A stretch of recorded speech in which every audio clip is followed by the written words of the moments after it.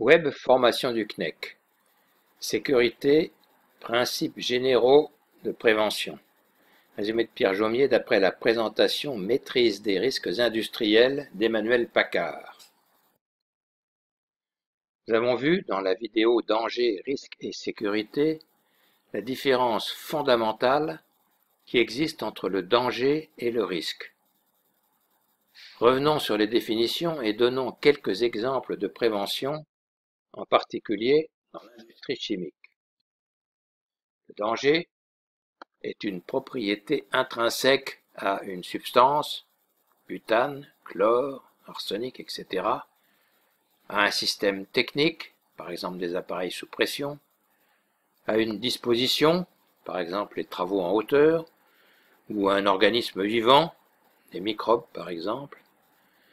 C'est donc une propriété intrinsèque de nature à entraîner un dommage sur un élément vulnérable. Le risque est la combinaison de la probabilité d'un événement et de ses conséquences, définition ISO CEI 73, c'est également la combinaison de la probabilité d'un dommage et de sa gravité, autre définition ISO CEI 51. C'est-à-dire que le risque est la combinaison pour un accident donné de la probabilité d'occurrence de l'événement redouté final considéré, incident ou accident, et de la gravité de ses conséquences sur des éléments vulnérables, santé humaine, environnement. Sur le schéma qui est ici, sur ce dessin qui est ici, vous voyez la probabilité représentée par les dés que l'on jette, et la gravité ou l'événement redouté est représenté par l'explosion, l'incendie, un événement létal, une atteinte à l'environnement ou un risque pour la santé humaine. La probabilité multipliée par l'événement représente le risque. Sur la vue suivante, le diagramme de Farmer visualise très bien les deux moyens d'action, prévention et protection, pour réduire le risque présenté par un danger. Il introduit aussi la notion d'acceptabilité du risque. Cette notion est en perpétuelle évolution et dépend principalement de facteurs sociaux, locaux et économiques. Voilà donc ce diagramme. Il y a deux zones sur ce diagramme, une zone d'acceptabilité et une zone de non-acceptabilité. La probabilité et la gravité permettent de tracer la courbe. Quand la gravité est très forte, l'acceptabilité du risque est faible. Et inversement, quand la gravité est beaucoup plus réduite, l'acceptabilité du risque est plus importante. Pour ceux qui ont fait déjà des études de danger, c'est ni plus ni moins que la schématisation de la matrice d'acceptabilité des risques sur les axes probabilité-gravité.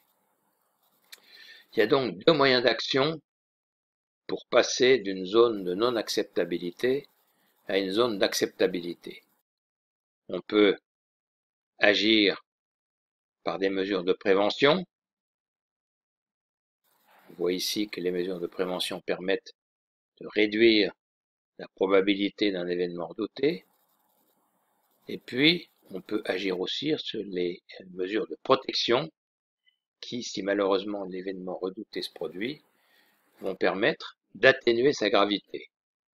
Il s'agira par exemple, en tant que mesure de protection, d'avoir plus de murs coupe-feu dans un magasin ou de fractionner plus un stockage de matières premières.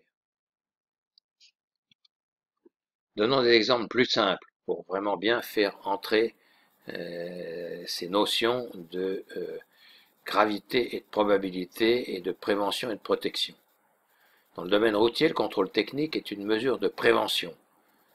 La ceinture de sécurité, les airbags sont des mesures de protection. Encore un autre exemple, un carrefour routier est intrinsèquement dangereux. Le risque que l'événement redouté, la collision, s'y produise avec des conséquences graves sur la santé humaine, peut être réduit par un rond-point.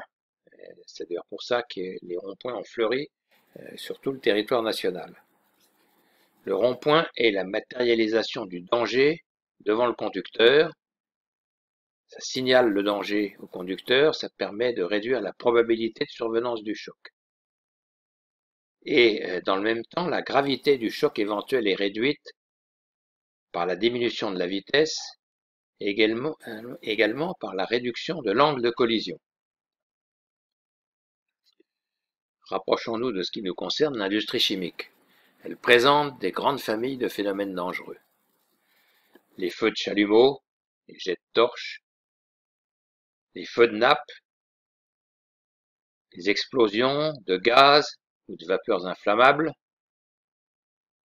les explosions de poussières combustibles, les boules de feu, appelées aussi boil-over, les BLEVE, Boiling Liquid Expanding Vapor Explosion. On a un exemple pratique, c'est l'incident très grave survenu au Mexique lorsque un stockage de réservoirs de gaz liquéfiés, les propanes liquéfiés, a explosé avec des BLEVE très importants il y a quelques décennies. La dispersion de produits toxiques, c'est par exemple ce qui s'est passé à Bhopal, ou les productions accidentelles de l'environnement, air, sol et sous-sol, eaux souterraines et superficielles. Ces phénomènes sont évoqués dans la présentation d'Emmanuel Paccard de Solvay lors de la session présentielle. En résumé, retenons que, confrontés à ces familles de phénomènes dangereux, il existe des méthodologies de réduction des risques. Maîtriser les risques, c'est pas charmer le serpent, comme on voit sur ce dessin où notre homme est en train de siffler dans une trompette ou dans un pipeau, mais il faut de bonnes méthodologies.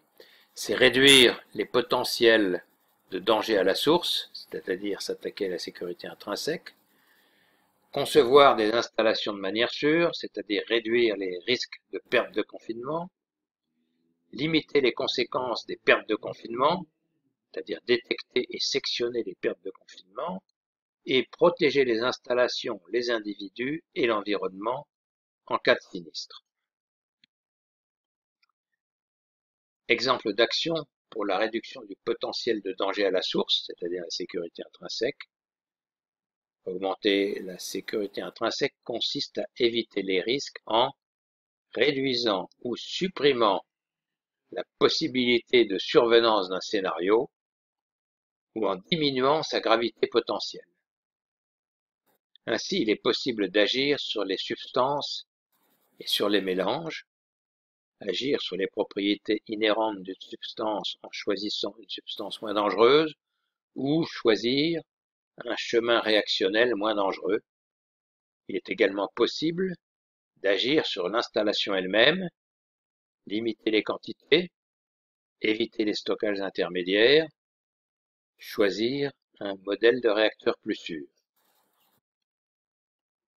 Toutes ces mesures de prévention ou de protection et leur mise en œuvre dans le cadre réglementaire, EDD, POI, PPI, PPRT, sont vues plus en détail via la formation présentielle, maîtrise des risques industriels animée par Emmanuel Paccard de la compagnie Solvay, lors de la session de formation générale des experts en environnement du CNEC.